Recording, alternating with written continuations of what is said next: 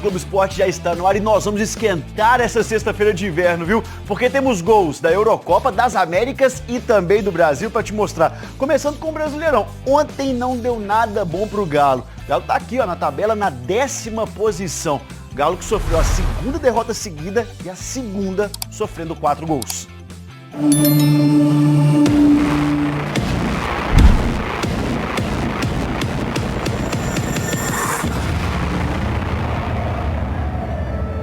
En primer lugar, pedir disculpas a los adeptos que llegaron hasta aquí por la derrota. A segunda seguida. Duele mucho perder. A segunda seguida sofrendo 4 gols. O Leão amplia 4-1 no Barradão.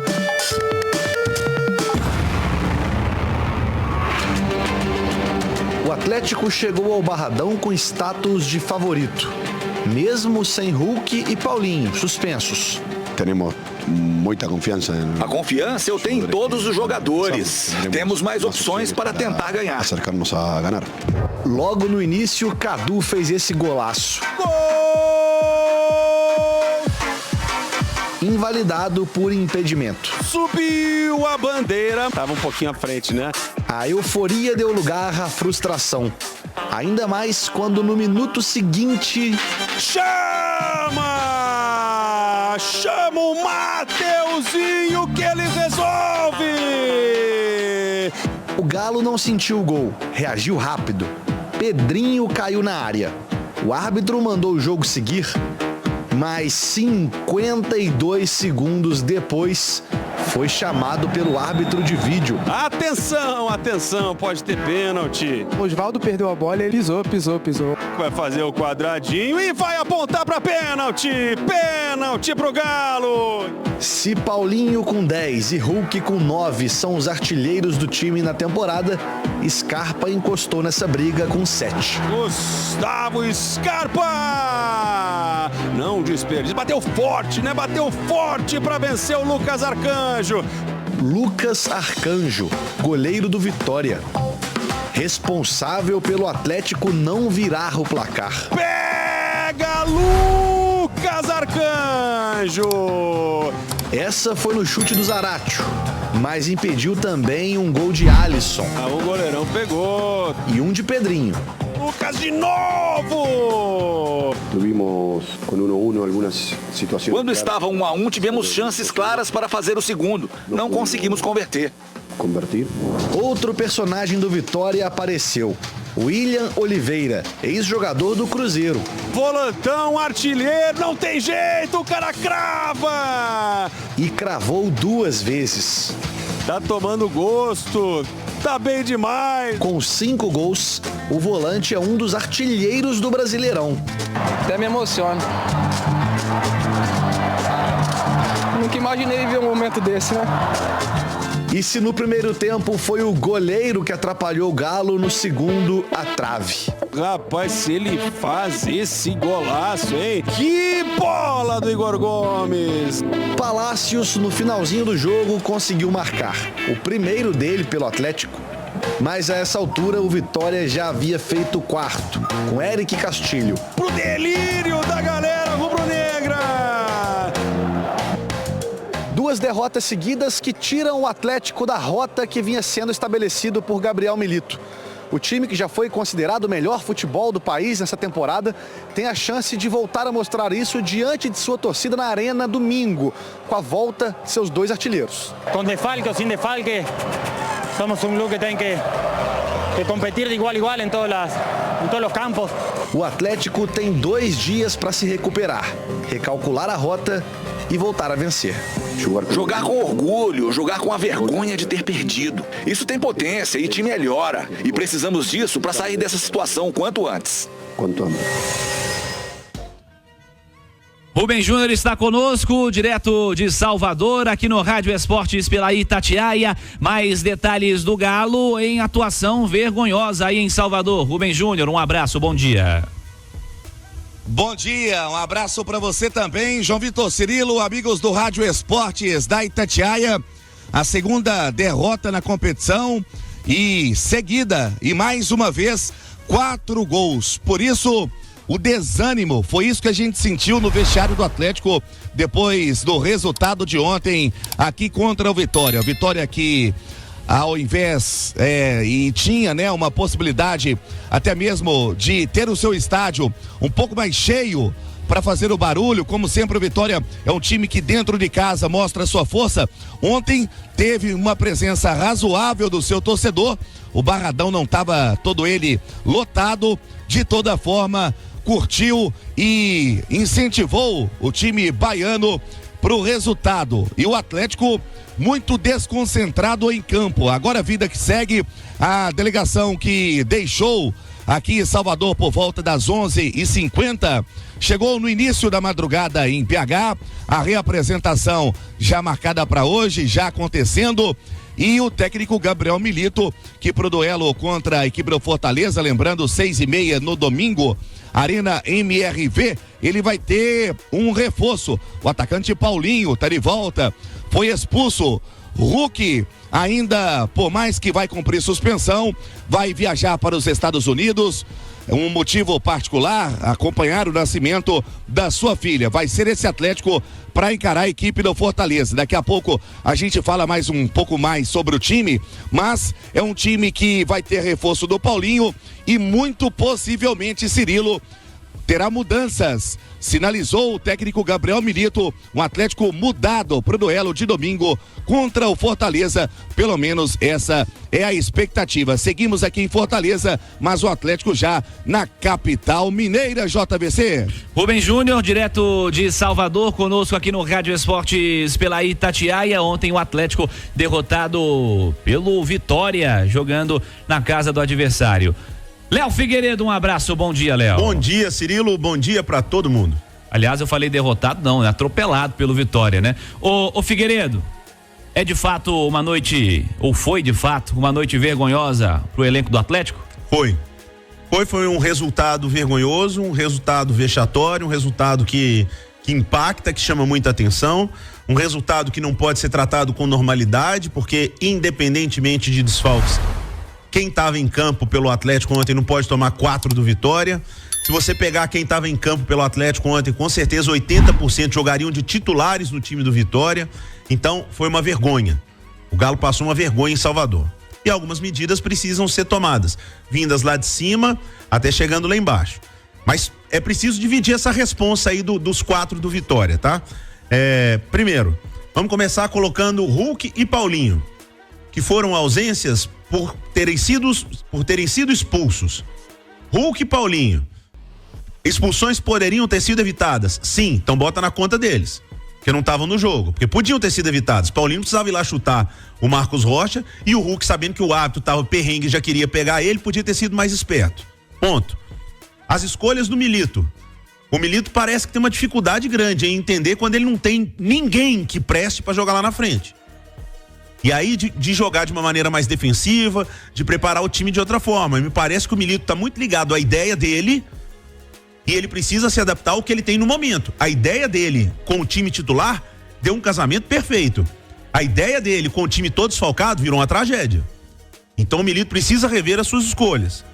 Jogadores com erros individuais. O Everson, que eu falei que era bom voltar para saída com pé, mas o Everson também agora tudo que chuta entra. Tá difícil.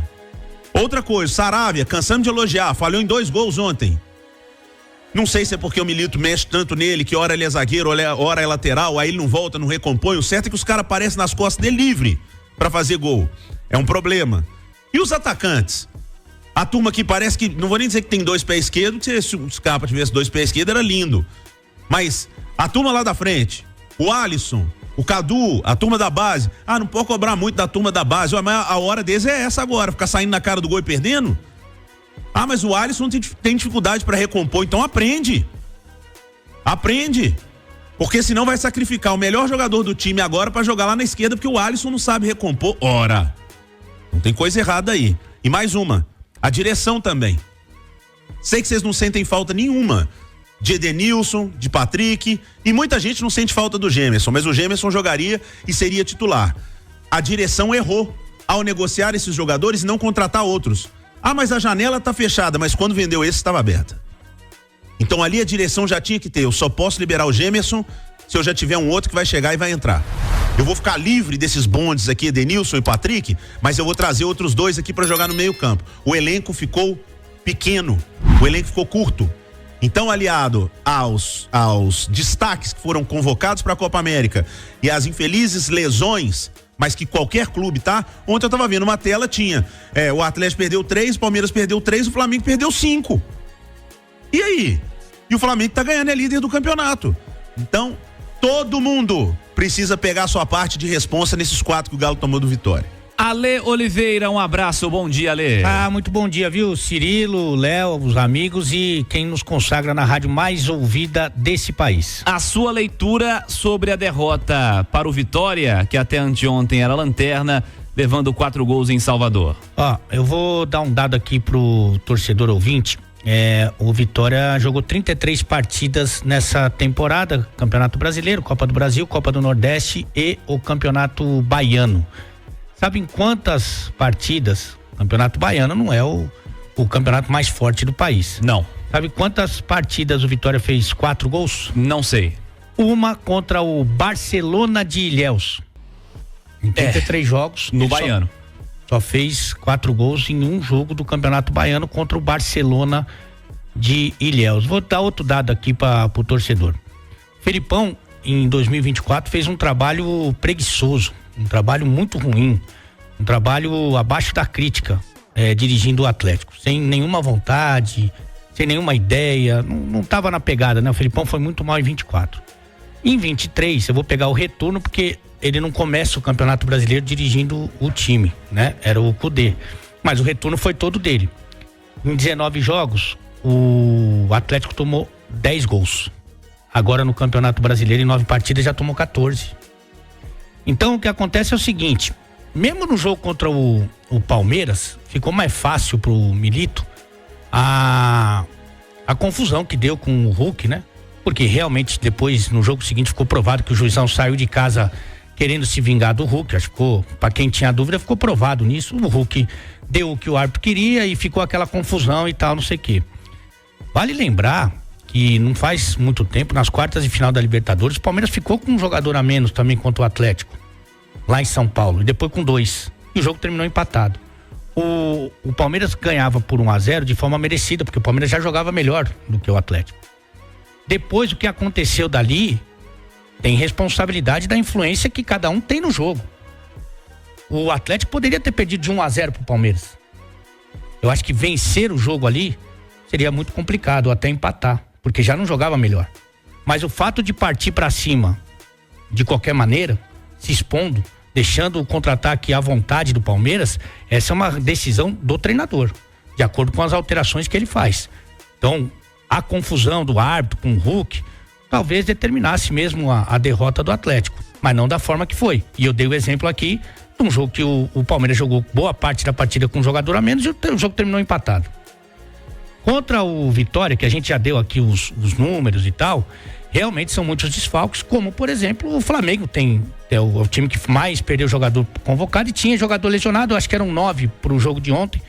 Nas 9 partidas em que essa confusão de data FIFA, de amistoso, essa bagunça aí da CBF, nas 9 pontos que o Flamengo disputou, ele ganhou 7, jogando com 4 zagueiros e tal. Por quê? Porque você simplifica o jogo. Você simplifica o jogo. A gente tava falando isso outro dia, inclusive do Seabra. Poxa vida, pessoal, se você tem um volante só pra jogar, é um volante você tem um volante. Você não tem 3 volantes, você não tem 4 volantes, você tem um volante. O que você tem é 3 zagueiros. Então você coloca o volante pra jogar de volante.